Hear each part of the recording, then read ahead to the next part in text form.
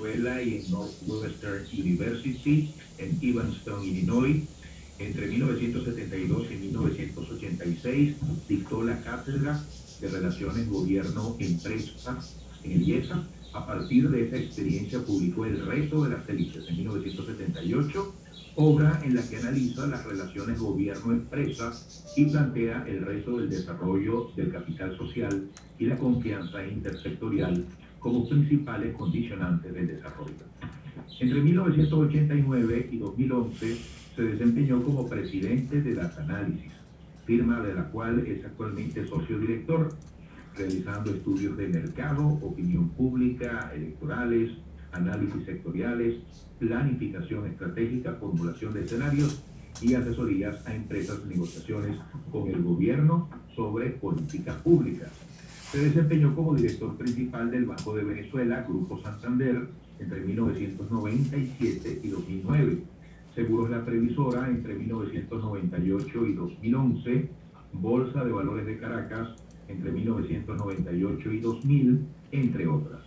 Actualmente es director principal de Ibero Seguros, Chocolates del Rey, Thomas Gretchen Sons de Venezuela y es conferencista nacional e internacional. Entre otras obras, en 1986 dirigió y fue coautor de Más y Mejor Democracia.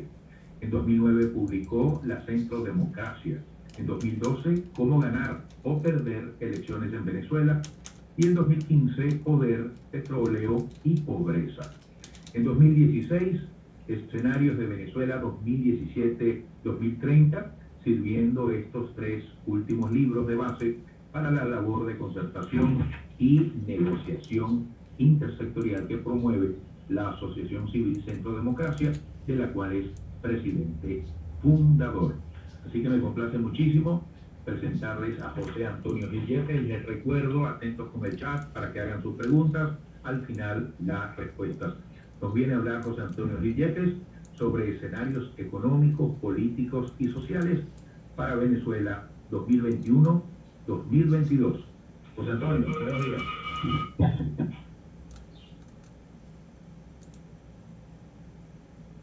Muchísimas gracias, Eduardo. Un honor que estés aquí junto con nosotros panelistas, Carlos Jiménez, Giovanna Di Michele, Adrúbal Oliveros. Es un placer compartir con ustedes estos pensamientos que están dirigidos a ubicarnos y reubicarnos prácticamente. Como nos decía Carlos anteriormente, cuidado con utilizar lo que pensamos que nos había funcionado en el pasado cuando estamos en una circunstancia sumamente diferente. Vamos a empezar pues, a ver cuáles son estos escenarios y en función de este contenido. ¿De qué variables en torno dependen los escenarios y su evolución reciente? Esto yo creo que es importante destacar los principales indicadores económicos y políticos utilizados por escenarios de análisis para identificar el tránsito del país entre esos escenarios. En esto hemos venido desarrollando tecnología muy interesante. La evolución del país reciente dentro de esos escenarios, las condiciones fundamentales de toda negociación. ¿Por qué? Porque dentro de los escenarios está planteado unas negociaciones gobierno-empresa a las cuales hay que acotar en función de una serie de planteamientos fundamentales que se derivan de todo lo que son los estudios de éxito o fracaso de las negociaciones en el mundo. Vamos a hablar de estas herramientas para manejar una negociación que hasta hace poco parecía imposible y qué resultados podemos esperar de esta evolución y sobre todo de estas negociaciones. Bueno, en cuanto a la clave para entender los escenarios es que la articulación de cada uno de los sectores es lo que les da la capacidad, el poder de ser relevantes en una negociación. Entonces la gran pregunta que nos tenemos que hacer es quién está articulado y quién no está articulado para tener ese poder. Si lo que estuviera articulado fuera esa coordinación de partidos de oposición en alianzas con la sociedad civil, bueno, pudiéramos hablar de un escenario pluralista, pero evidentemente no estamos allí. Si los que estuvieran articulados fueran los partidos políticos, estaríamos hablando de un escenario partidocrático, pero obviamente esos partidos no están articulados, por lo tanto no estamos allí. El que sigue estando articulado es el llamado oficialismo. Entonces, dentro de ese llamado oficialismo, ¿cuál es el planteamiento que ellos nos han sometido? Bueno, ellos agarraron el escenario autoritario rentista de muchas décadas atrás, que viene arrastrando Venezuela, y lo profundizaron en todas sus dimensiones. Bueno, entonces dentro de eso tenemos un colapso económico y un rechazo político de la población hacia el sector político, administrativo y partido, y de allí entonces tenemos una grave crisis económica, lo cual nos está obligando a pensar no solamente en lo que parece que pudiera ser la fuente de inspiración del gobierno originalmente, que era el modelo cubano, sino en un híbrido venezolano que veremos más tarde, y pudiéramos seguir en la situación que estamos, aunque eso es muy peligroso para el gobierno, o podemos oscilar hacia un modelo chino, en donde se sigue concentrando el poder, pero el sector político administrativo se entiende con los empresarios. Permiso un segundo, que tengo que activar mi cámara.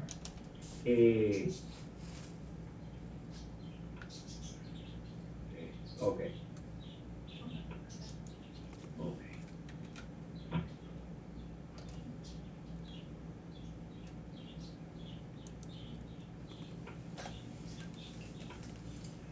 Bueno, entonces, visto esto, vamos a ver en dónde nos encontramos en esta situación. Entonces, ¿cuál es el trasfondo bajo el cual se mueven estas dos fuerzas que supuestamente pudieran estar articuladas o no para conducir al país? La evaluación de la situación del país sigue siendo muy grave, con un 91% negativo.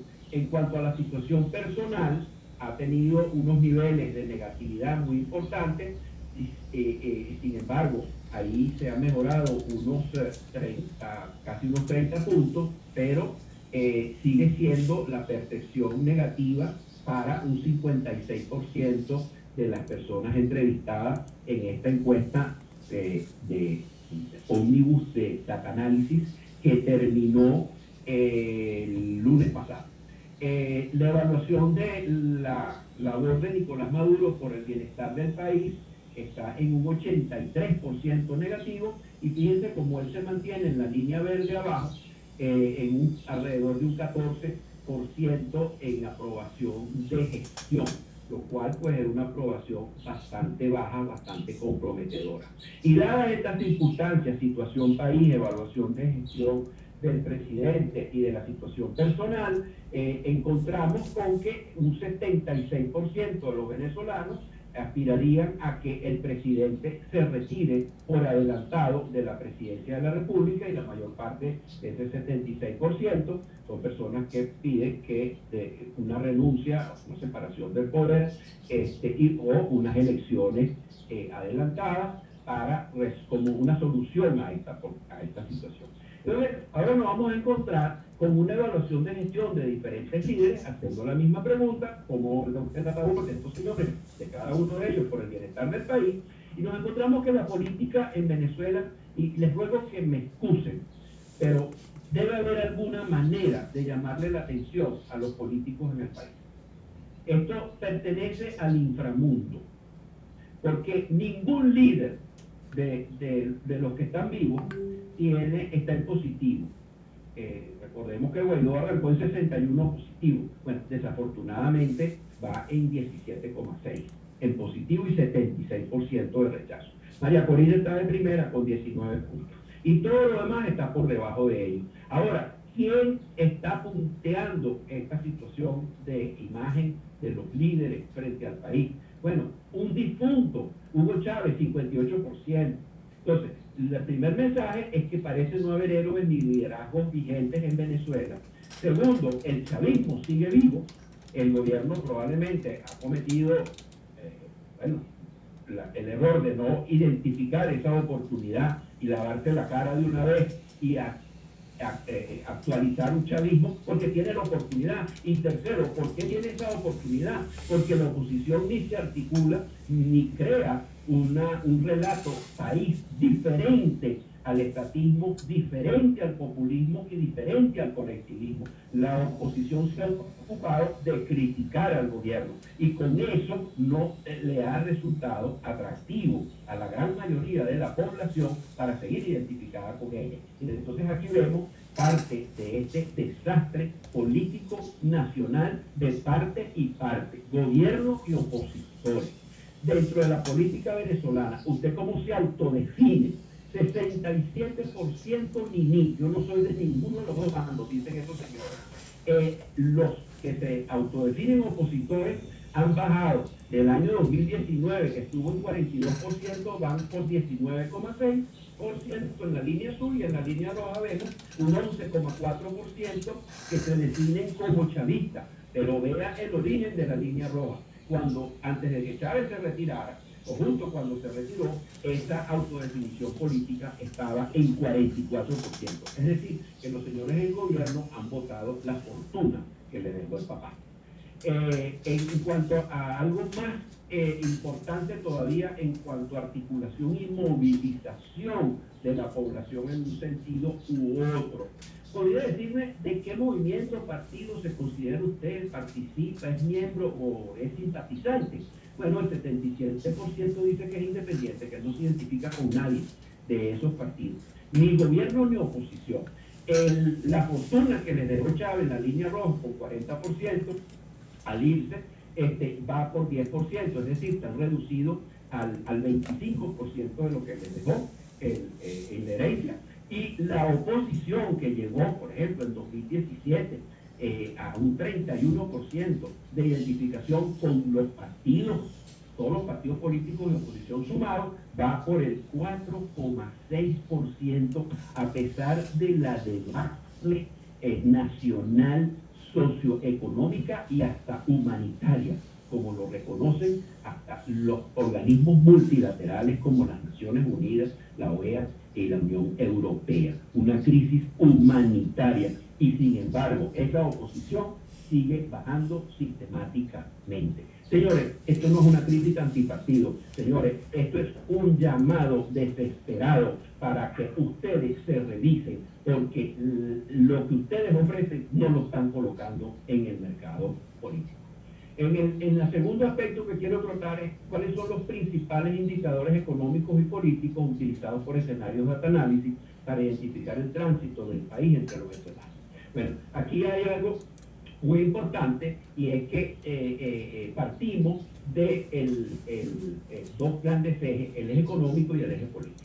El eje económico es un eje que básicamente se debate entre el rentismo y la diversificación de la producción en Venezuela, de la economía, y por otro lado, en el eje político nos debatimos entre una política que continuaría siendo de alta concentración de poder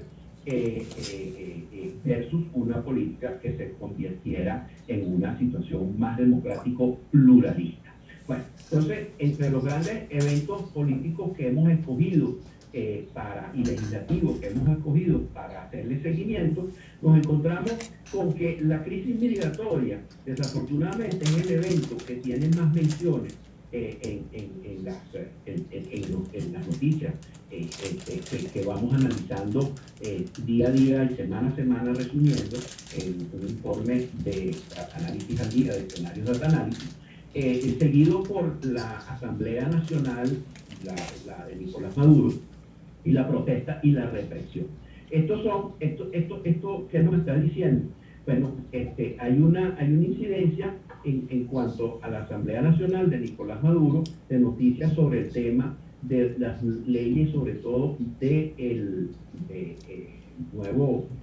las leyes del Poder Popular, y por otro lado también se encuentran noticias interesantes desde el punto de vista de la renovación de los rectores del Consejo Nacional Electoral. El punto de vista de cómo terminan siendo los puntajes que le vamos asignando entre -3 cuando son negativas, las noticias políticas, o sea, que nos arrastran hacia el autoritarismo, o positivas, a +3, cuando nos impulsan hacia la democratización.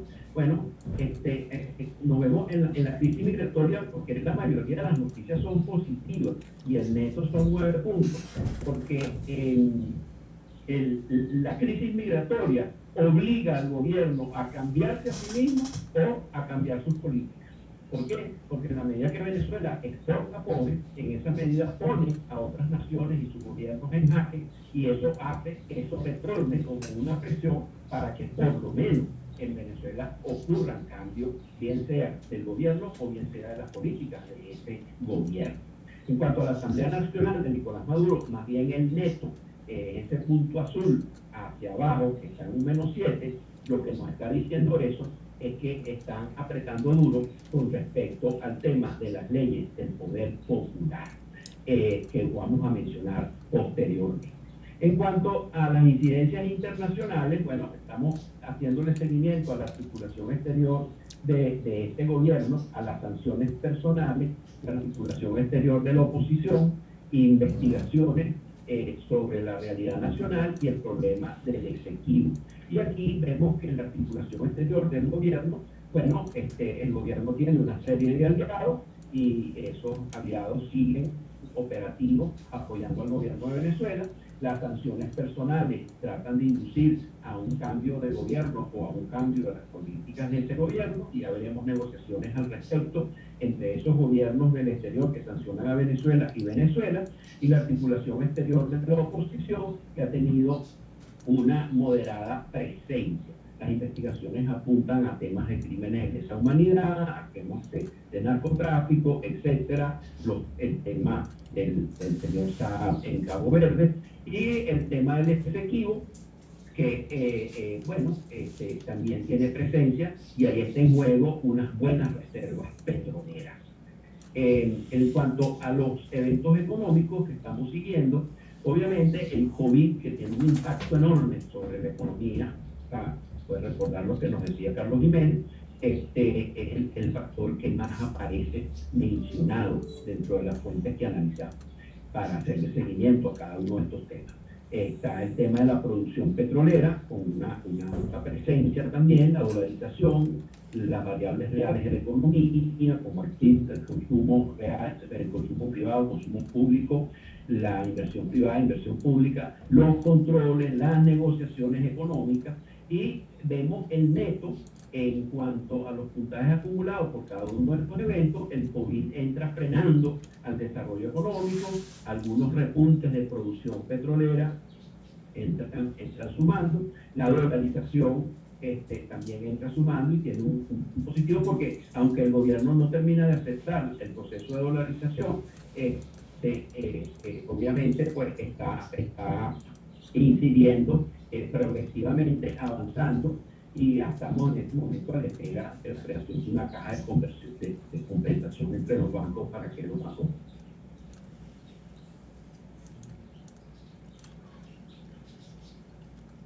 restando porque la situación económica es muy severa. Los controles, desafortunadamente, todavía juegan un papel interesante, y acabamos de ver una visita del SUNDEA a Matodo, en donde les habla, en donde los encamina pues a una moderación de los precios, etcétera.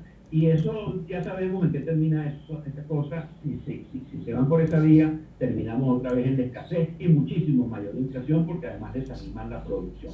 Los temas de los servicios públicos son muy graves en Venezuela, y así sucesivamente. Eventos económicos internacionales, bueno, están las sanciones, el precio del petróleo y los competidores petroleros. Las sanciones económicas se han mantenido, y hay muchos eventos en un sentido y en el otro, por eso el neto es +1. El precio del petróleo sigue incidiendo, en la medida que suba, le permitirá al gobierno resolver su problema y evitar la transformación de la economía venezolana. Esto es algo contraintuitivo, pero hay que tenerlo muy en cuenta.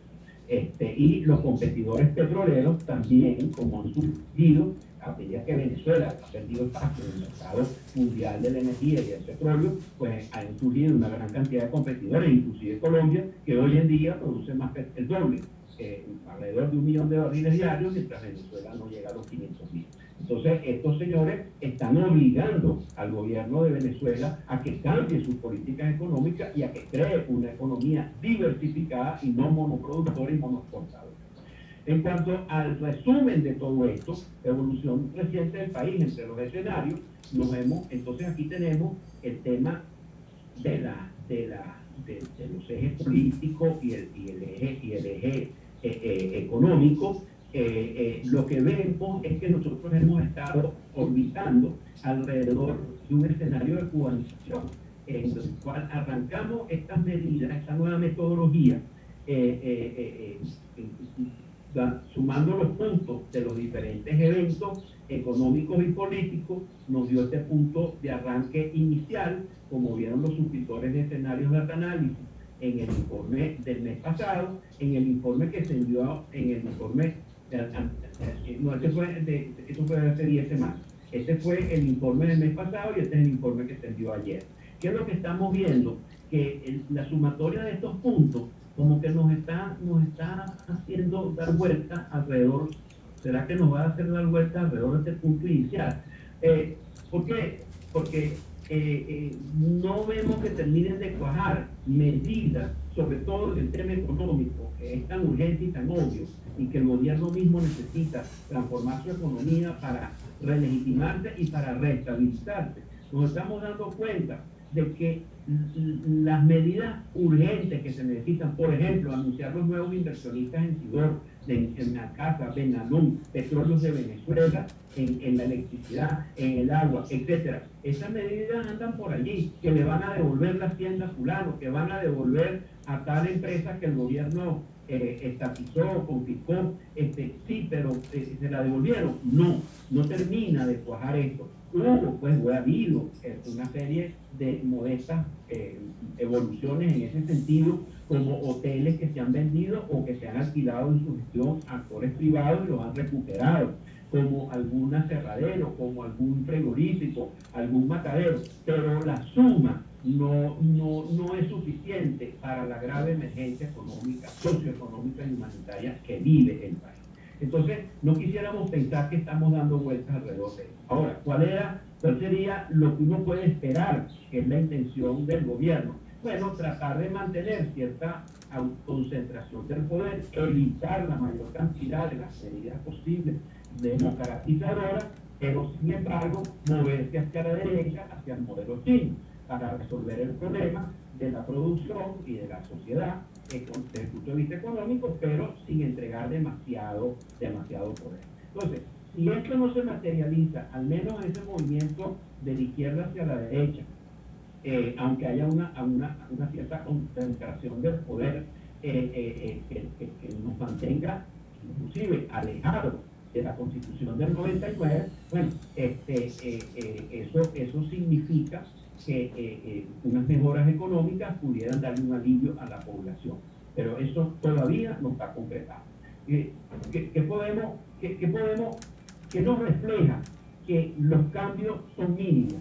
Bueno, este segundo nivel de análisis que hicimos, en donde, por ejemplo, en los eventos políticos y legislativos, la crisis migratoria, que tanta presión hace.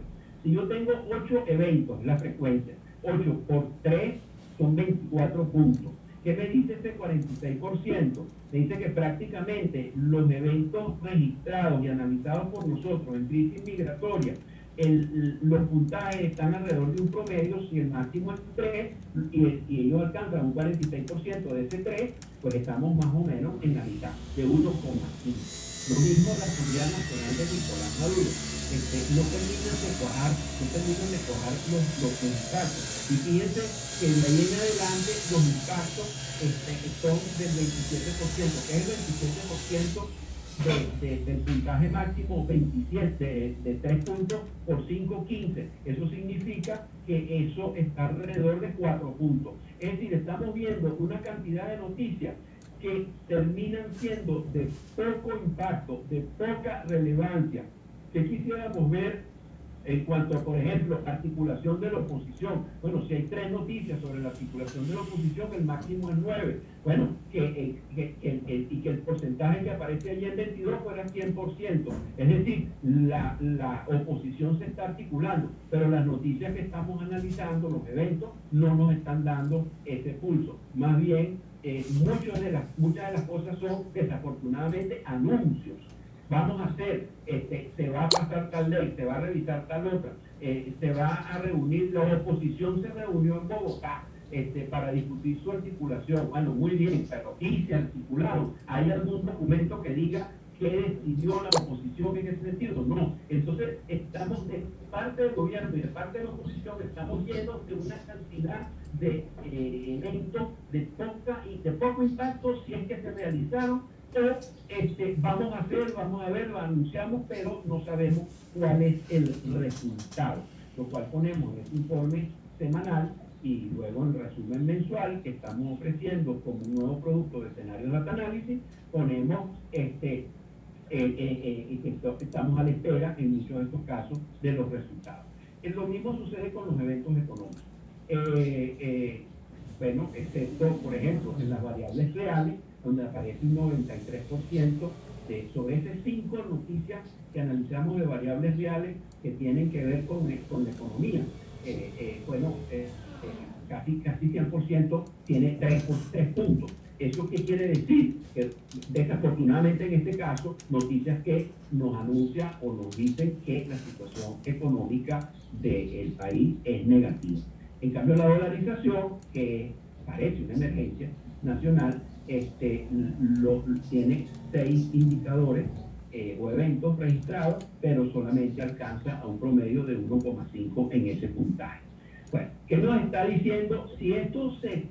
Si seguimos dando vueltas alrededor de ese punto intermedio, eso nos está poniendo frente a una realidad que pareciera que recuerda lo que yo concluí en ese libro que nombró Eduardo, entre lo que yo había publicado, Escenarios de Venezuela 2017-2030. En ese libro yo digo que entre ese eje democracia pluralista versus autoritarismo y rentismo versus producción y diversificación de la economía, que la mayor parte de la Venezuela republicana, los regímenes y gobiernos han oscilado, han variado dentro del escenario autoritario rentista.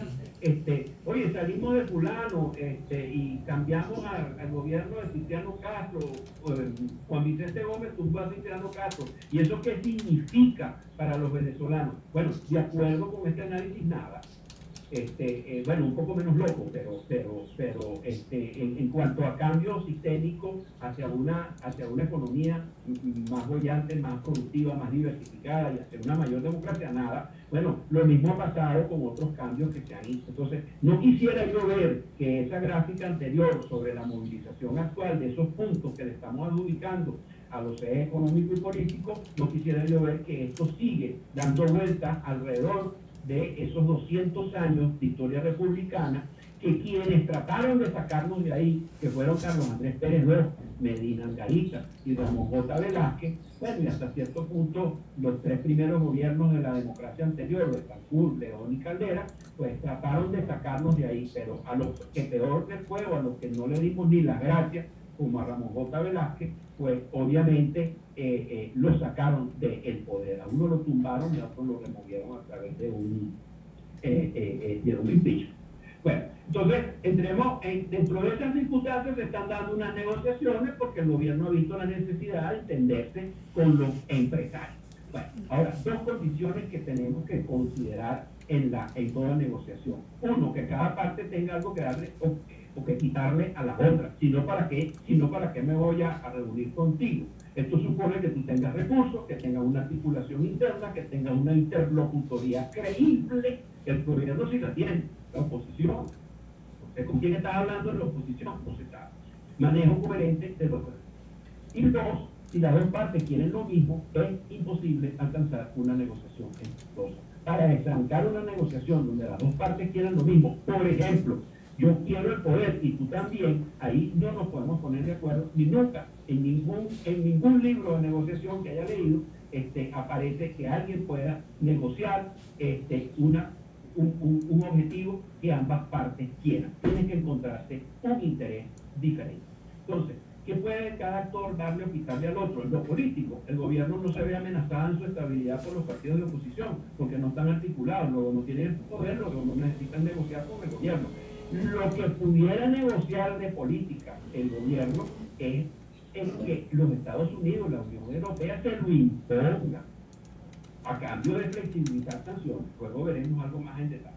Y en lo económico, sí, el incentivo del gobierno para recuperar la economía es grande porque el gobierno tiene las cuentas colapsadas. Y para hacerlo necesita negociar con los empresarios nacionales y extranjeros, a quienes también les interesa recuperar sus empresas y flexibilizar las sanciones. La flexibilización de esas sanciones es parte de esta siguiente composición del lugar. En el caso de Biden y las sanciones hay algo muy interesante. Para Trump las sanciones eran una piedra de tranca. Trump le tenía metido un palo a la rueda para que la rueda en Venezuela no girara. Bueno, esa no es la composición del lugar o el cuadro psicológico de Biden sobre las sanciones. Para Biden las sanciones son una moneda de cambio. Tú quieres que yo te flexibilice tal cosa sobre las limitaciones a la exportación de petróleo. Pero tú vas a tener que cambiar en tal y cuáles otras cosas, lo cual pasa tanto por algunos objetivos políticos como por algunos objetivos económicos. Y la Unión Europea y Noruega nos lo están diciendo. Vamos acercándonos a una normalidad democrática. Y eso lo que tiene por detrás es que nos vamos a ir acercando y ellos entienden que van a tener que ceder en algunas sanciones, pero esas sanciones las van a ceder a cambio de que el oficialismo dirigido por el Nicolás Maduro pues entregue alguna cosa. Por ejemplo, ¿cuál es la elección adecuada de los rectores del Consejo Nacional Electoral? Eso se va a ajustar